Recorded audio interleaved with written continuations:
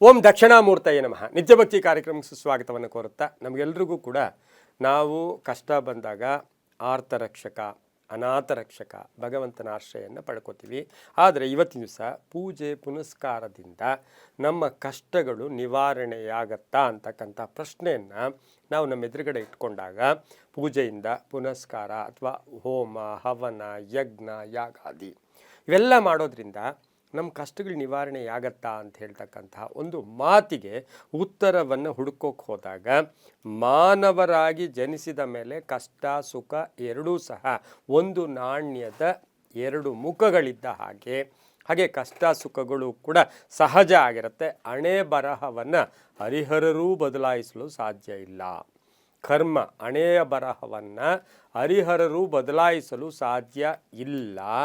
ಆದರೆ ಅಲ್ಲೊಂದು ಸ್ವಲ್ಪ ಈ ಪೂಜೆ ಈ ಪುನಸ್ಕಾರ ಹವನ ಹೋಮ ಯಜ್ಞ ಯಾಗಾದಿ ಜಪಗಳನ್ನು ಮಾಡೋದ್ರಿಂದ ಆ ಸಮಸ್ಯೆಗಳಿಗೆ ಆ ಕಷ್ಟಗಳಿಗೆ ತಡ್ಕೊಳ್ಳೋ ಶಕ್ತಿ ನಮ್ಮಲ್ಲಿ ಒಂದು ವಿಶೇಷವಾದ ಶಕ್ತಿ ಉದ್ಭವ ಆಗತ್ತೆ. ಯಾಕೆಂದರೆ ಮನನಾಸ್ತ್ರಾಯತೆ ಇತಿ ಮಂತ್ರ ಆಗಲಿ ಪೂಜೆ ಆಗಲಿ ಯಜ್ಞ ಯಾಗಾದಿ ಮಾಡ್ತಕ್ಕಂಥ ಸಮಯದಲ್ಲಿ ನಮ್ಮ ಮನಸ್ಸು ಹೇಗಿರುತ್ತೆ, ನಾನು ಯಾವುದೋ ಕಷ್ಟದಿಂದ ಆಚೆ ಬರ್ತಾಯಿದ್ದೀನಿ, ನನ್ನ ಕಷ್ಟಕ್ಕೆ ಪರಿಹಾರ ಸಿಗುತ್ತೆ ಅಂತ ಧನಾತ್ಮಕವಾದ ಆ ಯೋಚನಾ ಲಹರಿಗಳಿಗೆ ನಮ್ಮಲ್ಲಿ ಫಲ ಕೂಡ ಸಿಗ್ತಕ್ಕಂಥ ಸಾಧ್ಯತೆ ಕೂಡ ಇರುತ್ತೆ. ಹಾಗಾಗಿ ಈ ಹಣೆ ಬರಹ ಕರ್ಮ ನಮ್ಮ ಕಷ್ಟ ಬಂದಾಗ ಭಗವಂತನಿಗೆ ನನ್ನ ಕಷ್ಟ ನಿವಾರಣೆ ಮಾಡುವಂತಕ್ಕಂಥದ್ದನ್ನು ಕೇಳಬಾರ್ದು.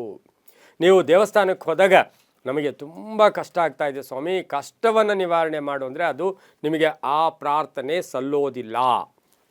ಅದಕ್ಕೆ ಏನು ಮಾಡಬೇಕು, ನನಗೆ ತುಂಬ ಕಷ್ಟ ಆಗ್ತಾಯಿದೆ, ಕುಟುಂಬದಲ್ಲಿ ಇದಾಗ್ತಾಯಿದೆ, ಅದಕ್ಕೆ ಒಂದಷ್ಟು ಏನಾದರೂ ಆ ಕಷ್ಟಗಳಿಂದ ಆಚೆ ಬರೋಕ್ಕೆ ನನಗೆ ಆ ಶಕ್ತಿ ಕೊಡಪ್ಪ ಅಂತಕ್ಕಂಥದ್ದನ್ನು ನಾವು ಪ್ರಾರ್ಥನೆಯನ್ನು ಕೂಡ ಮಾಡ್ಕೋಬೇಕು. ಇನ್ನು ನಿತ್ಯ ಪೂಜೆ ಇರ್ಬೋದು, ಪ್ರತಿನಿತ್ಯದ ಪ್ರಾರ್ಥನೆ ಇರ್ಬೋದು, ಪ್ರತಿನಿತ್ಯ ಪೂಜೆ, ಹಾಗೆ ನಮ್ಮ ಮನೆಗಳಲ್ಲಿರ್ತಕ್ಕಂತಹ ಒಂದು ವರ್ಷದ ಪೂಜೆಗಳಾಗ್ಬೋದು, ಪದ್ಧತಿಗಳಾಗ್ಬೋದು, ಇವೆಲ್ಲವೂ ಕೂಡ ನಮಗೆ ನಮ್ಮ ಕಷ್ಟಗಳನ್ನು ಅಥವಾ ನಾಮಸ್ಮರಣೆ ಇರ್ಬೋದು, ಜಪ ಇರ್ಬೋದು, ತಪ ಇರ್ಬೋದು, ಇವೆಲ್ಲವನ್ನು ಕೂಡ ಮಾಡಲೇಬೇಕು ಅಂತಿಲ್ಲ. ಸರ್ವಾಂತರವ್ಯಾಮಿ ಸರ್ವವ್ಯಾಪಿ ಸರ್ವಶಕ್ತ ಇವೆಲ್ಲ ಬಿಟ್ಟರೆ ಮಾನಸಿಕ ಪೂಜೆಗೆ ಹೆಚ್ಚು ಪ್ರಾಶಸ್ತ್ಯ. ಯಾವುದೂ ವಸ್ತು ಬೇಕಾಗಿಲ್ಲ, ನಿಮ್ಮ ಮನಸ್ಸಿನಲ್ಲಿ ಸೌಂಡು ಕೂಡ ಬೇಡ. ಹಾಗೆ ಭಗವಂತನನ್ನು ಪ್ರಾರ್ಥನೆ ಮಾಡಿದಾಗಲೂ ಕೂಡ ನಮಗೆ ಕೆಲವು ದಾರಿಗಳು ಸಿಗತ್ತೆ.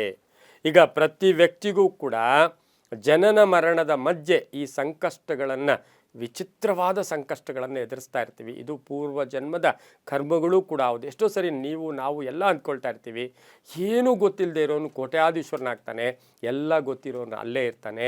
ಆದರೆ ಬಡವಂತರನೇ ಇರ್ತಾನೆ, ಶ್ರೀಮಂತ ಏನೇನೋ ಹಾಕಾಗ್ತಾನೆ, ಅನ್ಯಾಯದ ಮಾರ್ಗಗಳಿಗೆ ಹಣ ಜಾಸ್ತಿ ಬರ್ತಾ ಇದೆ ಅಂತಕ್ಕಂಥದ್ದನ್ನು ನಾವು ಅಂದಾಗ ಅದು ಕರ್ಮಫಲ, ಅದು ಹಿಂದಿನ ಜನ್ಮದ ಕರ್ಮಫಲ ಅಂತ ಹೇಳ್ತೀವಿ.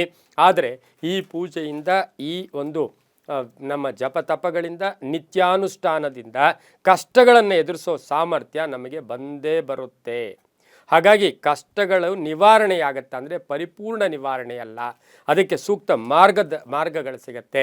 ಹಾಗೆ ಭಗವಂತ ನಮಗೆ ಕೊಟ್ಟಿರೋ ಏನು ನಮ್ಮಲ್ಲಿರ್ತಕ್ಕಂಥ ಸಿಲಬಸ್ ಅಂತಿದೆ, ಹುಟ್ಟಿದಾಗಿನಿಂದ ಸಾಯೋ ತನಕ ನಮ್ಮದೊಂದು ಸಿಲೆಬಸ್ ಇರುತ್ತೆ. ನಾವು ಓದೋವಾಗ ಸ್ಕೂಲಲ್ಲಿ ಸಿಲೆಬಸ್ ಕೊಡ್ತಾರೆ, ಆದರೆ ನಮ್ಮ ಸಿಲೆಬಸ್ಸನ್ನು ನಿಮಗೆ ಅದು ಕಷ್ಟದ ಸಿಲೆಬಸ್ಸನ್ನು ಸ್ವಲ್ಪ ದಾರಿಗಳು ಮಾಡಿಕೊಡೋಕ್ಕೆ ಭಗವಂತ ನಮಗೆ ಅವಕಾಶ ಮಾಡಿಕೊಡ್ತಾನೆ. ನಾವೊಬ್ಬರೇ ಅಲ್ಲ, ಭಗವಂತನಿಗೆ ಎಷ್ಟೋ ಜನ ಇದ್ದಾರೆ.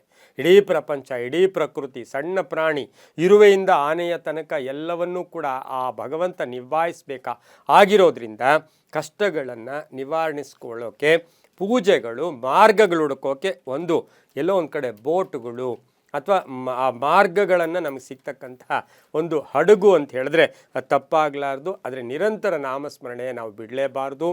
ನಾವು ಕಷ್ಟವನ್ನು ಪಕ್ಕಕ್ಕಿಟ್ಟು ಭಗವಂತನ ಸ್ಮರಣೆ ಮಾಡಿದಾಗ ಅದು ಕೂಡ ಕರಗು ಹೋಗುತ್ತೆ ಅಂತ ಹೇಳ್ತಾ, ನಿಜ ಕಷ್ಟಗಳ ನಿವಾರಣೆಗೆ ಭಗವಂತನ ಪೂಜೆ ಅದು ನೀವು ಮಾಡ್ಕೊಳ್ಳೋ ವಸ್ತುಗಳು ಅವೆಲ್ಲ ಯಾರೂ ಕೇಳಿಲ್ಲ. ಯದ್ಭಾವಂ ತದ್ಭವತಿ.